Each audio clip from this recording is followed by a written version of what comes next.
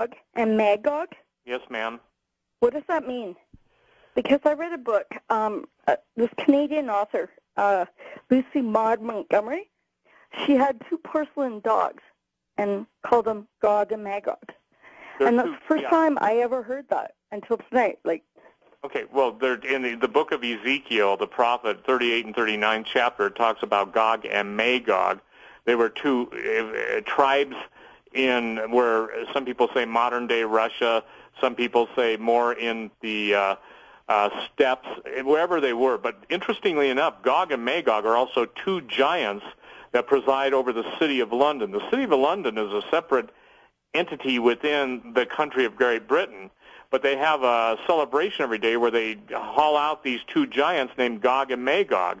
And the British Isles are filled with stories and legends and historical accounts of giants. For instance, Jack and the Beanstalk, Finn McCoo in Ireland. There's so many illustrations of that. So Gog and Magog were tribes ultimately ruled by giants, which were the offspring of fallen angels. And the city of London today, if you just Google it, and it'll give you a lot of background, Gog and Magog plus London, I think you'll be surprised at what you find. And guess what?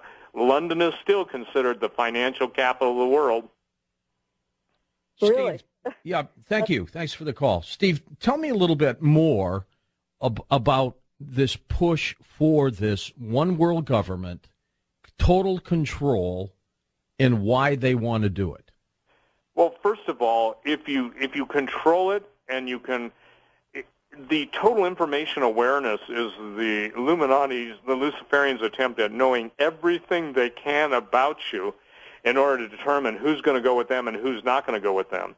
By rewarding those who submit to them, that's the only way that a person is going to be able, in their mind, I'm not saying this is the case, but in their mind, be able to eat or function.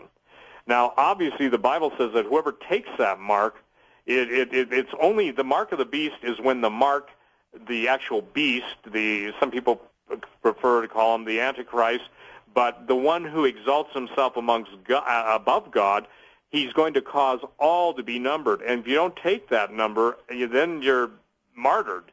So the point is control. It's always control, George. That's they want to control everyone. And that's even getting so bad. Well, let's just take TSA. Who would have ever thought that you'd have people fondled or groped? Jesse Ventura's lawsuit.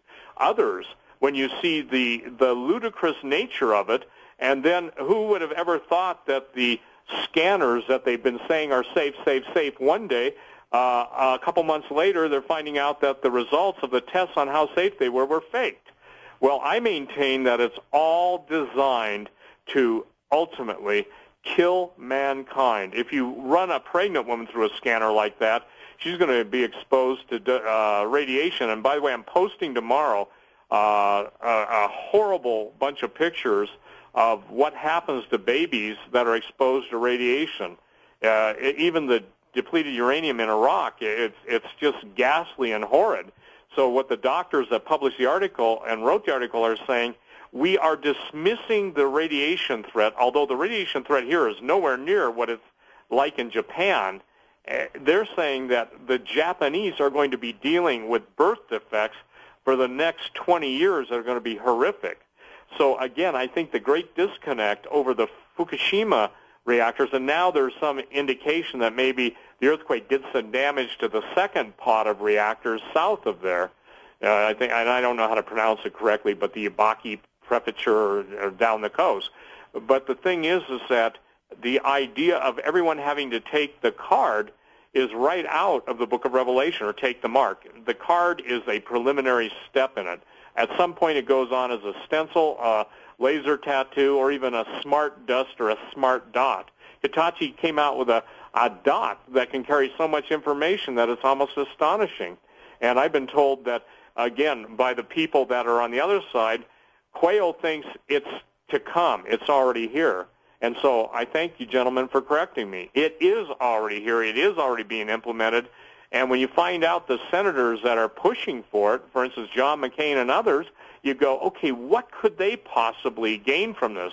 Meanwhile, our southern borders are wide open. Our northern borders are closing. We've had events at the Palo Verde nuclear plant that most people don't know exist, because here's the prime directive of the U.S. military and U.S. government at this point. Under no circumstances can the American public be told the truth. That's why I'd encourage everybody, George, on my website, stevequayle.com, to go to the alerts section and read all the alerts that have been posted. This isn't me. This is other people providing information and then other people corroborating it. So the point is that they can make up their own decisions. But the idea of universal control, it goes right back to one of the Rothschild statements, give me control of a nation's money and I care not who writes its laws. That's why people joke and say the United States government is the best bought and paid for government in the world. All right, Stephen, stay with us. We'll come back with final phone calls in a moment on Coast to Coast AM.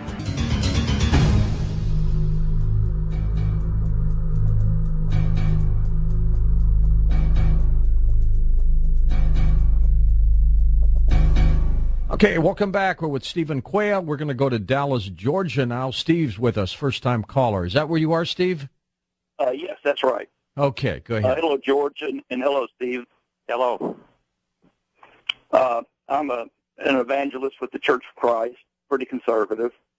And about 15 years ago, I realized that Jesus is coming back in my lifetime, basically due to the heptadic sabbatical pattern. I heard some teaching on that, and that got me going. Steve, anytime I bring up the return of Christ, I get looks like I'm an alien myself. I don't know if you encounter that from time to time. All the time. Yeah. What prompted me to call, I shot you a little email. I've got some teaching videos on YouTube, and I told you in the email how to get there. You made a statement about the return of Christ, that no man knows the day or the hour. In fact, I think it was you, George, that actually quoted that. And that's one of the key things that I address is I hear this all the time. My brothers and sisters use that, and they apply it to the return of Christ. I don't think it has anything to do with that subject. It has to do with the third question, which had to do with the end of the age.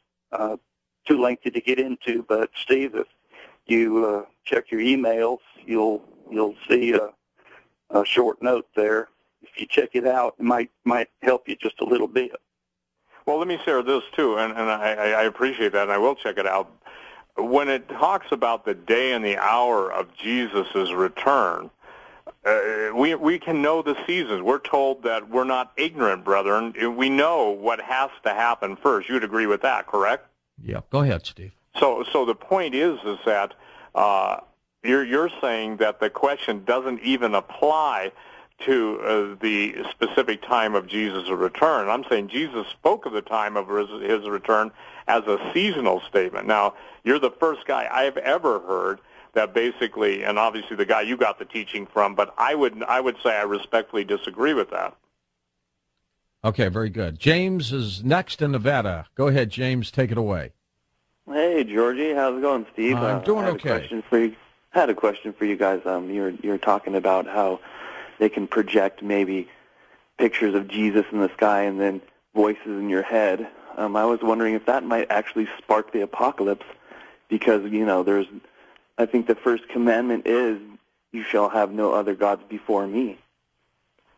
Well, I think it is going to spark the apocalypse, because we're already maybe seeing that with the holographic projections of the red horse in Egypt and the green horse, the green horse in Egypt, and then the red horse in Japan.